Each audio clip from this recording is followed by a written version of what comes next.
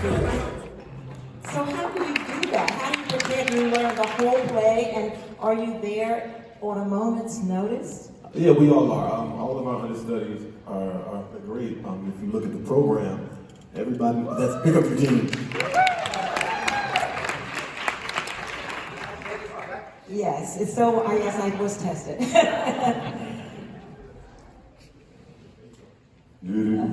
This is Mr. Eugene Lee. I just gave him a little bit of a hint. I said that you were in the original production, Negro Ensemble Company, which featured so many familiar faces now, Samuel L. Jackson, Denzel Washington, and you have been in 3 different productions, playing 3 different parts over the years. And I think I would really like to ask, can you take us a little bit on your journey with this play? It has staying power.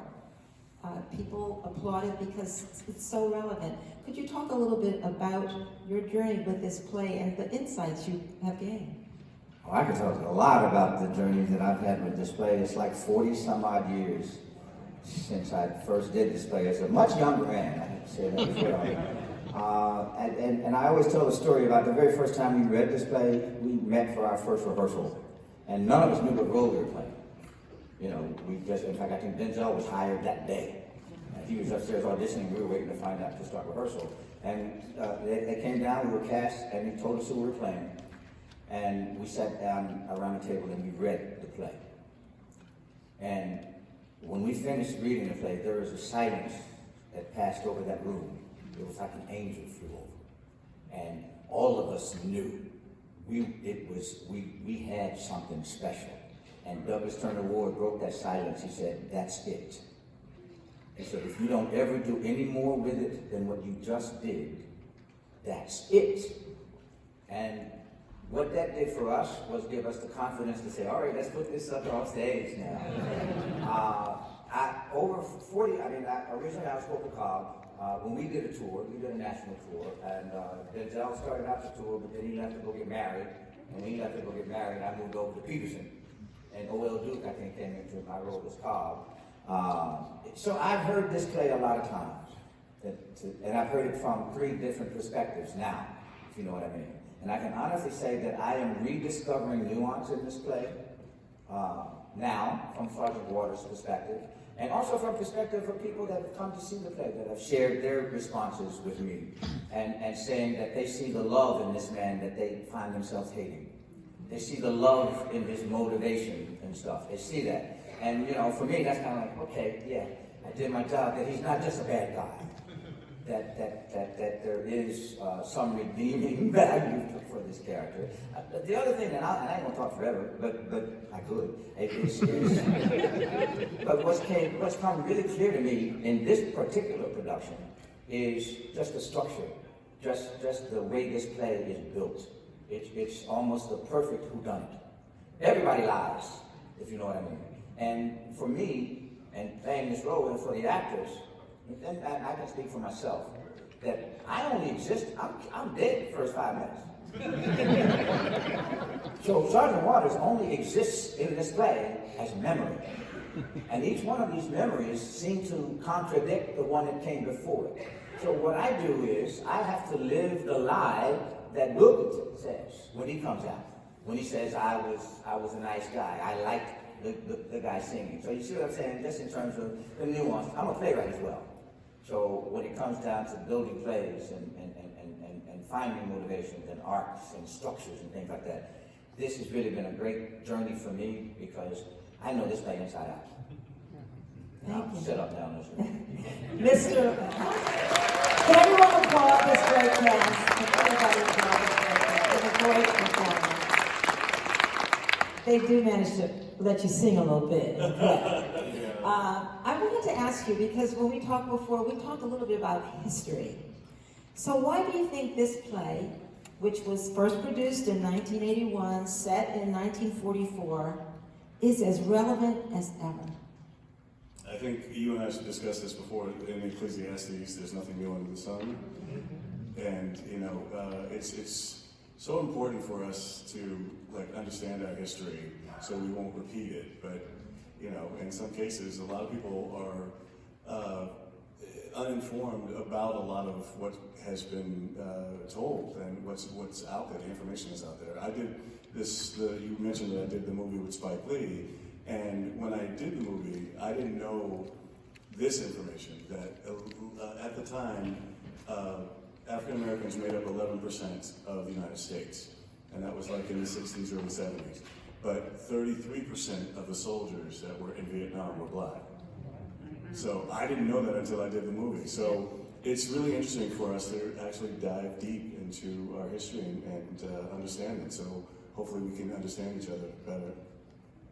Thank you. And Tariq, hello, welcome.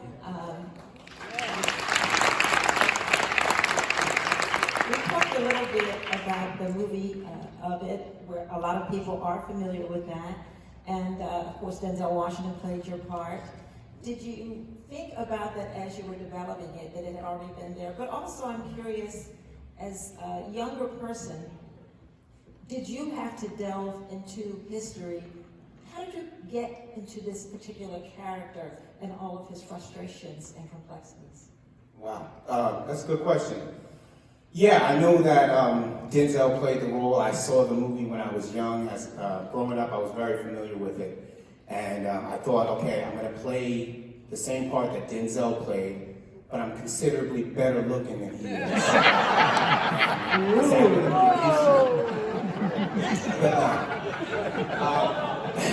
Come on, We are starting something tonight. But seriously, yeah, I mean, it was just, it's an honor, obviously, to play a part that such a great man played. For me, as far as my research goes, I did rewatch the film again, but then I threw it all away, and I took I took 7 days, and I have a baby and a wife, and they take up a lot of my time. So I took 7 days to just go away and be alone and study the script and do research. And really, I just love this play so much. As far as going back in time and looking at what things were like back then, I did a lot of that, but it's more about understanding who this guy is in the story for me. And my experiences come through these words. And so I know I'm a very different person than Denzel Washington. I never try to do what he's doing. I just try to be me, and I think that's the key. He said learn the whole play.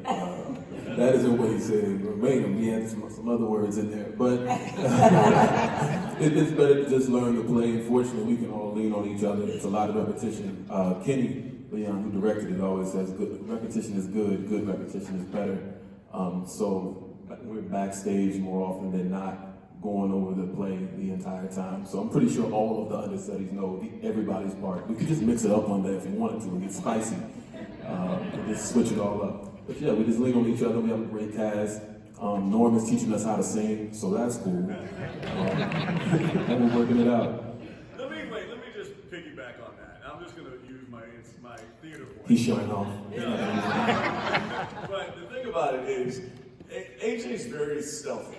He's he's just very quiet backstage, and he's just, he kind of hangs out.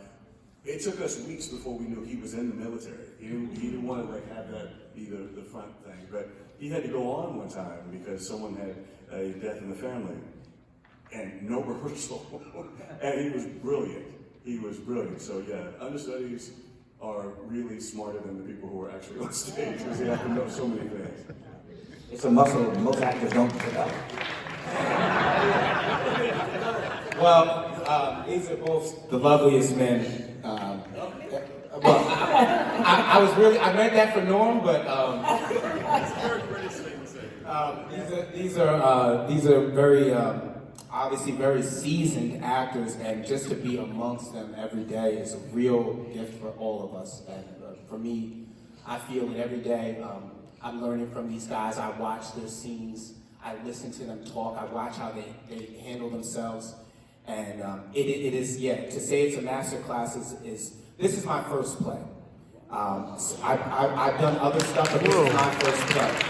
And these guys have 60s, maybe 70 years worth of theater for me to, I don't know, maybe 80 years worth of theater. Just go ahead.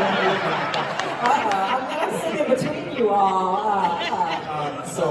it's just like, I mean, it's like being amongst grandmasters, and you know, and we're in a karate game or something. You know, it's amazing. I think it's Mr. McGee to the rescue.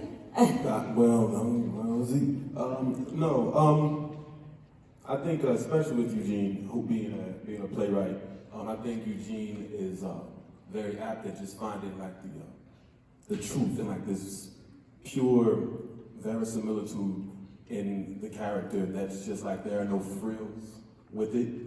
This is who I am, this is who I want, and I'm going to go get what I need so we can move the story forward. It's almost very technical and methodical with how he... Someone to life, someone that others were stereotyping in the play, including obviously, you know, the sergeant.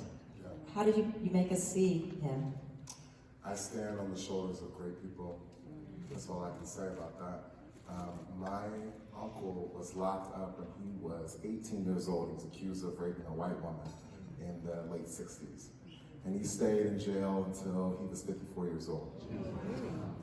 And it just hit me before I went on stage. He is also a person that, you know, had some mental challenges in himself. And how that gets exacerbated in confinement, you know? And this is a person who's rich of spirit, who has a different kind of knowledge than what people may give him credit for. And that's a knowledge of people and how they can exist and be twofold. Because people might look at Waters and say, oh, he's a bad man or whatever, but he can see the pain inside this person. He can see this person navigating. And there's such a deep sense of self that you have to be able to know something like that and interpret that. And the world doesn't make space for those individuals sometimes. And so, you know, it is an absolute blessing to do this because I know that I have my ancestors in me to help tell this story. Amen. You have that great line about, well, I don't want to paraphrase it, someone who doesn't know. Yeah, any man ain't sure where he belongs must be in a whole lot of pain. Yeah, very much so. Absolutely. Mr. Lee, what do you hope audiences will carry away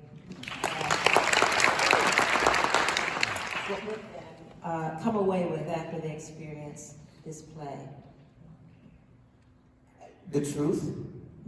I have two objectives in everything I do, whether it's daddy, brother, uncle, actor, writer, whatever, and that's truth and clarity. And I hope we've told a story truthfully, honestly, and with the level of clarity that this play wakes you up next week and reminds you of something and takes you to a place that you've never been before. And that's what I love about what we do, when it has healing power like that, when it can change your mind, you know? When just a little poetry, just a little storytelling can change your mind.